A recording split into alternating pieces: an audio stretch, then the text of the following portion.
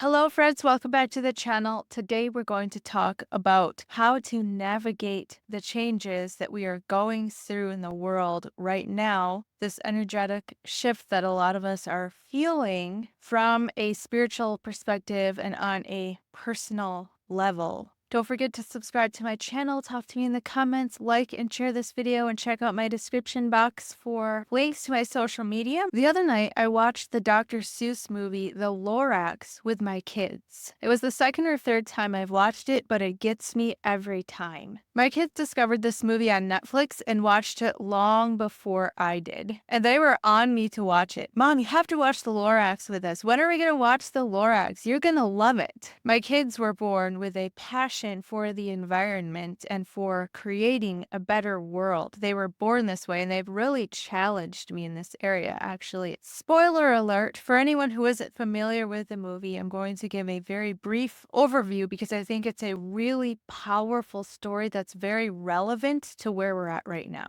And this will just be really brief. So the movie The Lorax is based on the Dr. Seuss book by the same name and has a very strong environmental message. In the 2012 adaptation of it, there's a young man who's out to prove his worth to his family who doesn't believe in him. He has a good heart, he has good intentions, he wants to make something of himself. He sees an opportunity to make a lot of money, and he ends up in the process of doing so, letting greed take over, listening to some bad advice from his family members, and destroying the environment in the process of getting rich by cutting down all the truffula trees. Once the last tree is cut down, he loses everything. And the next generation of people settle in the area with no memory of what happened. Without trees, of course, the air quality is horrible. And another well-intentioned young man sees a business opportunity to get rich selling good quality air to people for their homes. Now, I don't know who does this, but somebody builds a tall wall around the city to hide the devastation and destruction of the environment that is outside the city everywhere. So the people who are born and raised within the walls have no idea of the destruction that their lifestyle is causing. Everything is manufactured inside the city. Nobody ever ventures out, so no one knows there's a problem. Without going into all the details, at the end of the movie, a young boy who has discovered both the truth and the last truffula seed knocks down the walls of the city in a desperate attempt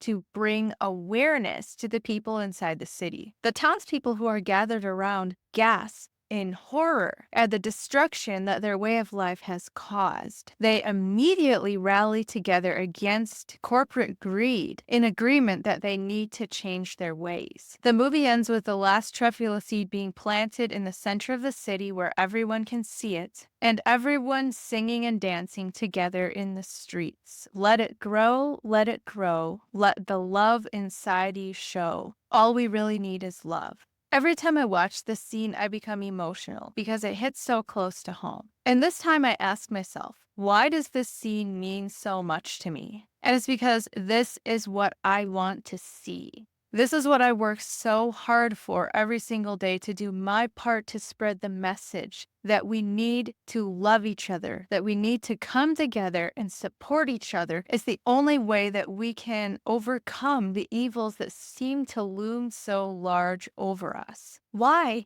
Why can't it be as easy as it is in this movie? Just show people the devastation that our way of life is causing, and we'll all come together and sing and dance in the streets and love each other and create a better world. Why can't we just say child trafficking and rape and the rainforest being cut down and baby chicks being thrown into grinders and cows with bars around their heads and trash suffocating fish in the ocean and children going hungry and wars and torture and corporate greed and political control? This isn't working. We need to change things. And why can't we all just wake up and realize what we've done and realize that our collective way of life has created this and that we can just as easily create something else? Why can't we come together and sing and dance in the streets and realize that love is all we need? I actually had a conversation with my kids about this after we watched the movie. I said to them, do you know why it's so hard for people to change in the real world? Do you know why it doesn't look like it did in the movie? It could if we had a massive awakening that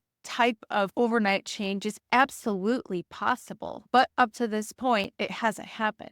Why? Because all those people in the movie in that city who were willing to change their ways, who were willing to stand up to corporate greed, all of them probably lost their jobs because the guy who manufactured air provided most of the jobs for the city. Their entire way of life was based on manufacturing everything so that it wouldn't have to be grown. So the economy would have completely crashed. Infrastructure would have completely crashed. Everybody would have been without a job. Parents wouldn't have been able to provide for their kids. People would have gone hungry. People would have gone without medical care. People would have gone without a lot of things until they were able to establish a new system. They would have had to have given up any careers, any dreams and goals that they were chasing in the old system that was dependent on the old way of life. They would have had to give up a lot of comfort and conveniences. And it would have taken all of them being on board to affect this type of massive change, because then some group somewhere would have continued on the old way of life.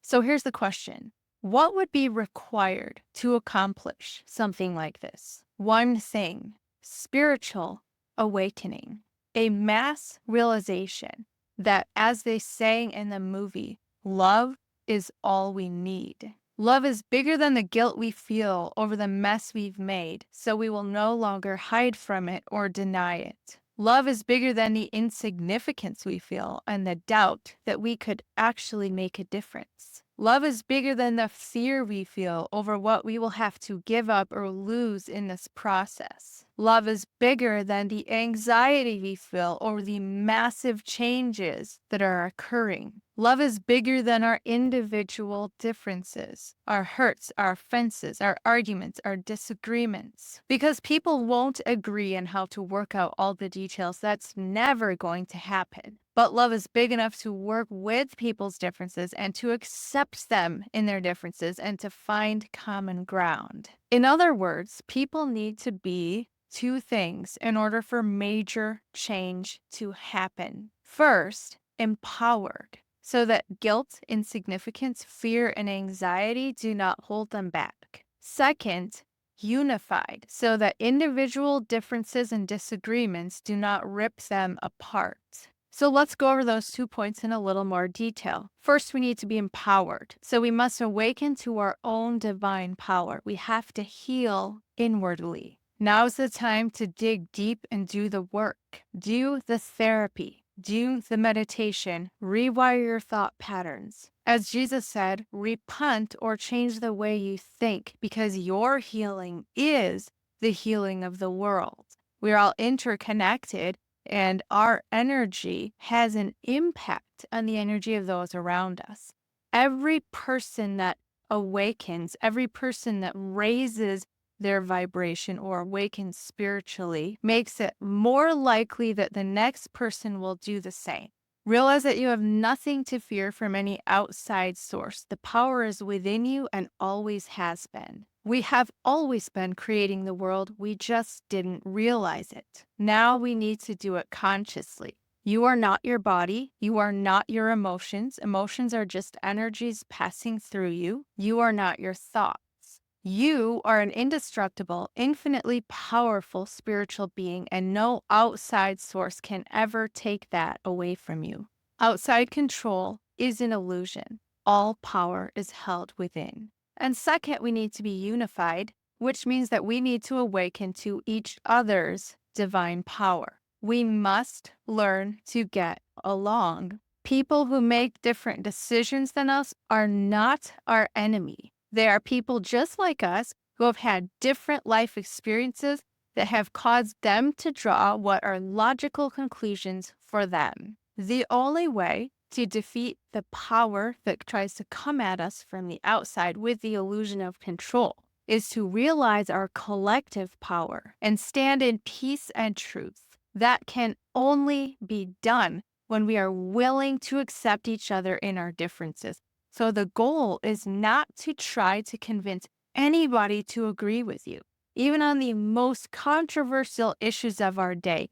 The point is never, do they believe this or do they believe that? Did they do this or did they do that? The point is always, How can I love them? How can I see them and love them and accept them for who they are? I'm talking about a very specific issue of our time. I'm talking about whether or not somebody gets the thing in their arm. It doesn't matter, guys. It does not matter if they get it or don't get it. What matters is, do you love them anyway? And to me, this just seems so simple. And like, we shouldn't be way past this, but the comments that I get on my videos tell me otherwise. People come on here talking about this is a life and death situation, and they either did this thing or didn't do this thing, and it's survival mode for me. No, this is the test right here. The test is not, did they get it or did they not get it? The test is, can we get out of survival mode and go into unity consciousness? Can we rise up above that? Everybody's out for themselves. Everybody's out for protecting themselves.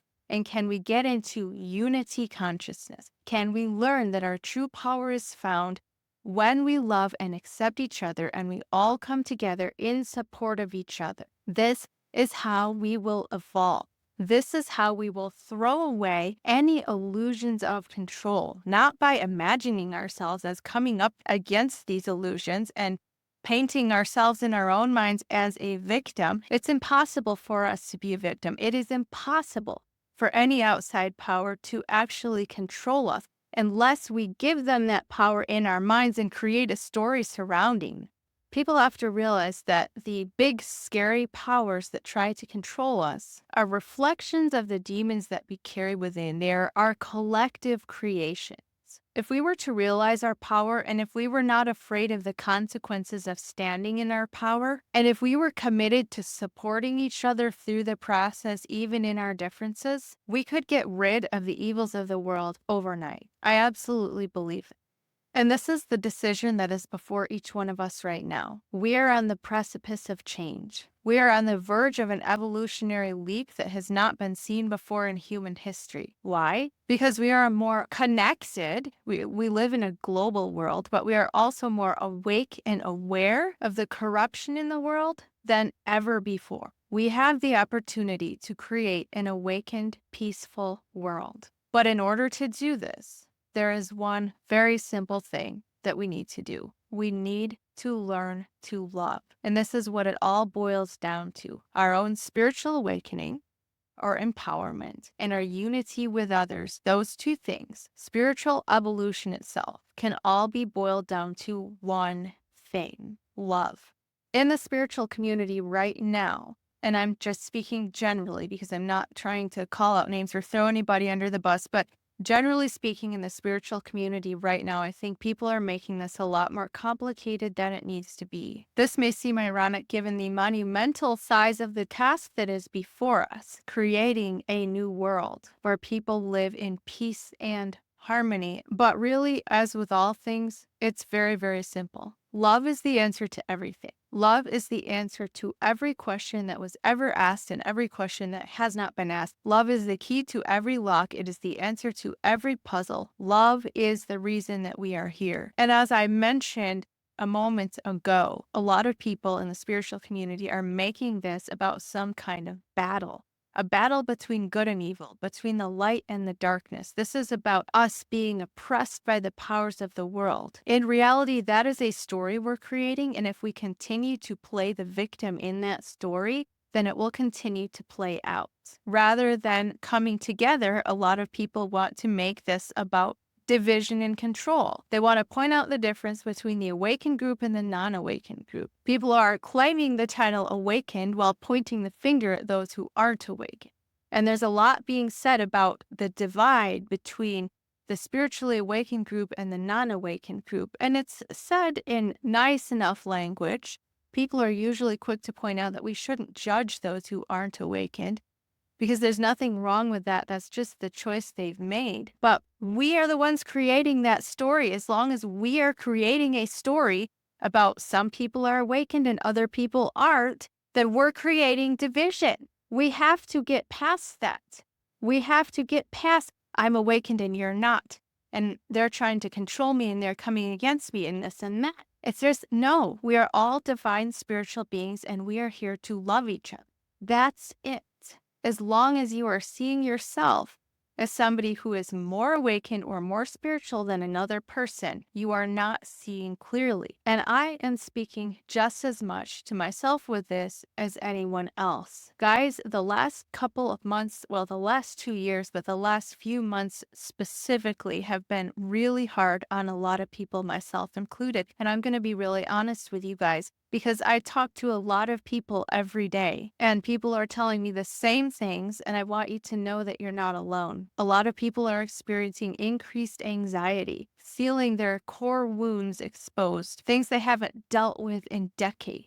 I myself have been dealing with this, and I have been reminded in a very real way that I am no different, more spiritual than anybody else, because I have been preaching inner peace and finding the divine within for the last 2 years. And I meant every word that I said, but I'm being tested in that right now. I have had a rough couple of months on a personal level. I am dealing with increased health issues. I am dealing with increased anxiety that I have not had since I was a teenager before I got healed of depression. And what all of this has taught me is that love is the answer. The only way that we are going to get through this. And I'm not alone. I mean, almost every single person that I've talked to in my life, in my personal life, my family and friends, and in the YouTube internet community is dealing with the same things. And the only way that we are going to get through this is through love. First of all, we have to love and accept ourselves through these hardships that we're facing. We have to love and accept ourselves through the anxiety. We have to dig deep and continue to do the work, continue to push forward, continue to heal. But the only way that will happen is if we stop judging ourselves and start loving ourselves through that. And we also have to love each other. The only way that we are ever going to come together, the only way we are going to defeat the problems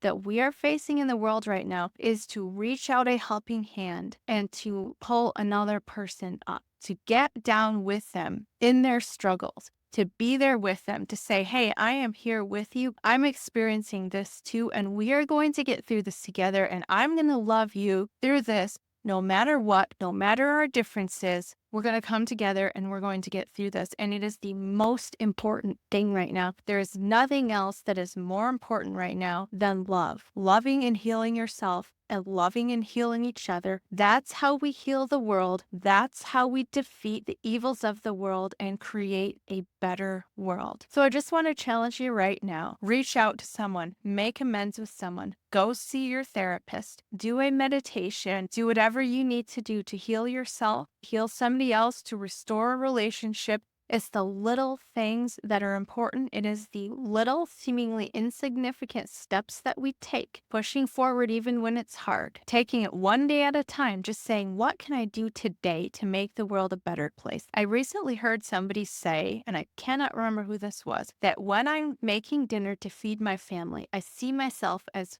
feeding the world. And I thought that was so beautiful. Just do your part. Make dinner to feed your family because it brings them joy and it puts joy out there into the world. It's the little things that we do that little by little raise the energy, raise the vibration, heal each other, and make the world a beautiful place. And more than anything, believe that this is possible. Believe in who we are and in what we can create if we come together. Don't let go of that vision, no matter how dark times get. Be loved, be happy, be at peace, and thank you for watching.